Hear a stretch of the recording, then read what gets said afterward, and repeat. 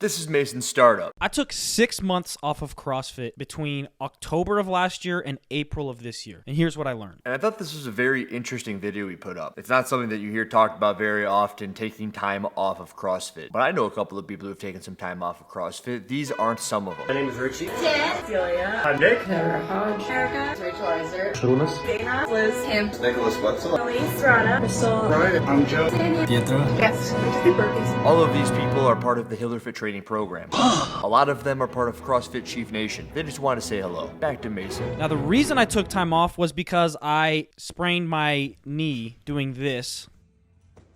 I'm actually not going to show the end of that video. Mason, and that's why that channel has absolutely no views. Oh my god. Show the clip. It's Internet 101. And my knee was good again about a month after that. But for some reason, I just mentally kind of wanted to just take the time off. I've been doing CrossFit since 2019. For no other reason than I just wanted to. I just stopped doing CrossFit. This isn't something that you hear very often. I just stopped doing CrossFit, and here's my experience from having stopped. From somebody who still actually likes it. You hear it all the time from people who are just throwing mud at CrossFit. Mason loves it. He makes content on it. He's got multiple YouTube channels on it. This is his second YouTube channel. I actually didn't know that he's only been doing it since 2019, so it's been 6 years. I've been doing it since about 2012. How long have all you guys been doing this for? I've been doing HillerFit for 6 months. For the past 5 months. A year and a half. Almost 2 years now. 6 months now. And I've been doing HillerFit for almost a year. Almost a year now. A year and a half. For about a year now. For a year and a half now. 16 months. A little bit over a year. A year and a half. 2 years now. 2.5 years now. About a year now. For 10 months. A little over a year. Roughly 2.5 years. I started when I was 15. Now, none of you guys have taken any time off, but if it were to happen, what are a couple of the things that you might realize in that time off? The first thing I learned was within about a week, I realized I am addicted to exhaustion and or sweating. Or sweating. A little bit of irony in it is it's like one of the things that keeps people out of CrossFit is that they're afraid of the pain and they're afraid of the sweating, but now Mason's addicted to it. But it is common. I hear it all the time. So I started spending every other day in the sauna because going a day without sweating or feeling some sort of like physical exhaustion was driving me crazy. And it was weird for me to realize that I'm addicted to that feeling. I believe it's cortisol. And I've actually heard CrossFitters being referred to as cortisol monkeys. That wasn't someone who was hating on it. And on the spectrum of things that you can be addicted to, I think that sweating and working out aren't of the worst of them. And what's funny is I think a lot of CrossFitters feel that way too. I completely agree. Anyone else? Every workout is exciting, feel the adrenaline, it's tough, it's challenging, but in the end of the day, it's fun. And that's why we're doing this. Written for the best, scaled for the rest. Right now we are scaled as hell because we're pregnant. I'm a huge fan of the burn you get during a workout or after, like that lightheaded feeling that you get. It's there's nothing like it. It's euphoria. Yeah, 100%. I love that feeling. These workouts really do motivate me to come home and push myself and bring intense workouts when I know I need it.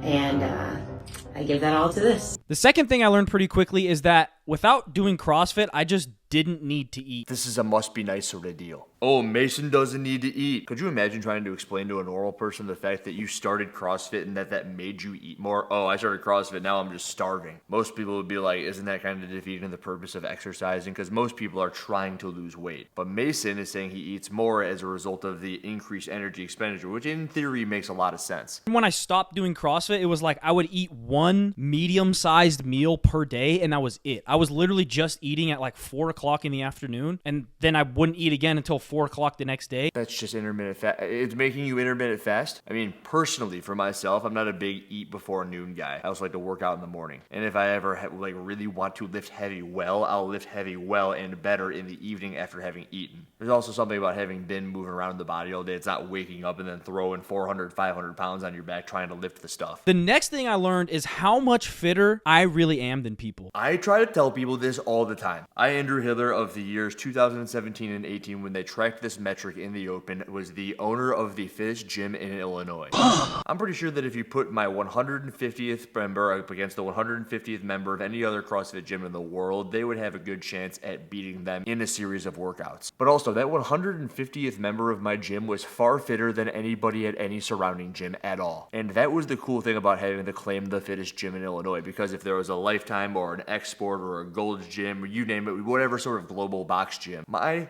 least fit member would dust the fittest person of that gym. And I think you'll find those diamonds in the rough that are just fit, but usually they're missing something pivotal. My person could do wall walks, which would sometimes be a scale for handstand walking or handstand push-ups. The person at the Globo gym who's got the 500-pound bench and maybe can run a mile can't put their arms over their head, so they can't even do a wall walk. They get dead last on a workout because of it. They can't compete with my member because they're more mobile. It's a phenomenon that a lot of people just can't grasp, and they'll argue with it to the death. Like, you can have a good rugby player, like a fit rugby player, and there's just levels to it. Like, CrossFitters, even like a mediocre CrossFitter like myself, is just that much fitter than a really fit rugby player or a really fit basketball player. I saw a TikTok once about somebody wanting to improve their ability to run long distance, and it was just a kettlebell EMOM they would have them do. It was 10 swings, Russian, not overhead. Just swing the Russian kettlebell 10 reps a minute for 10 minutes. Decrease your 5K run time by doing this crazy kettlebell EMOM was the caption. It's for people who exclusively run. They're introducing something, a little bit of weight. They're working their posterior. They're learning how to explosively use their hips, but they're doing the thing that CrossFit gets trashed on all the time. The Olympic weightlifting movements aren't meant to be done in repetition. You think? That's not what they were made for. Newsflash, everything's made up. The Olympic lifts were made up. I mean, hell, this thing was made to do phone calls at one point. Now it does everything. You could buy a car on this thing at this point. It's a car sales device. But at one point, it was exclusively for talking to people on the phone, and now,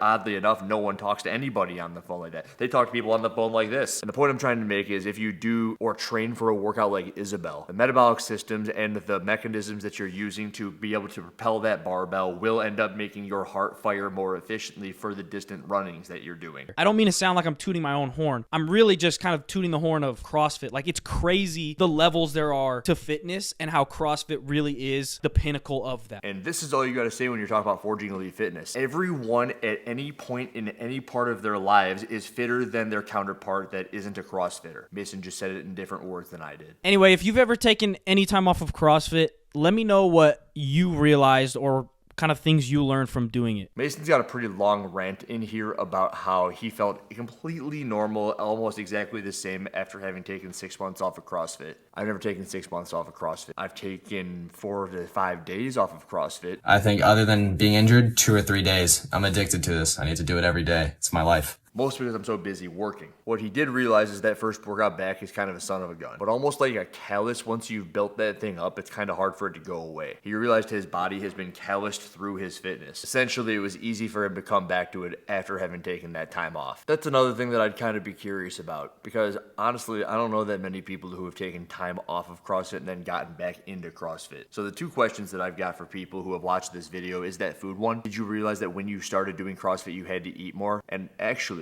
if you feel like crap and you're doing CrossFit, you probably also just have to eat more. That's something you don't hear very often. You're so focused on the fact that you're trying to eat meat and vegetables, nothing seasonal, starch, no sugar, and all that, that you're thinking about limiting things and you're not thinking about how much you probably should be eating. But adjacent to that, I also want to know if you've taken time off, come back in, and what it was like getting back into the world of CrossFit. Is it just something that you missed that much? If it is something that you've missed that much, and you want to join the greatest workout program on the planet to get you into the best shape of your life, you can go to the link in the description. You can become part of the Hither Fit team. Saw a couple of those people here. They've got a couple of anecdotes about how great it is. They're their words. They're not mine. I already think it's great. It's what I've been doing since I wrote workouts in the year 2015 for the first time. I firmly grasped the affiliate programming at my own affiliate that year after having a business partner write it, and I never gave it back. And as I've said before, I'm better at writing workouts than I am at making YouTube videos. So if you've made it to this point in this video, you should probably also check out the program. That's it. Bye. And I love the program. I like the strength with the Metcon. I like that. I like the little gymnastic stuff with the Metcon.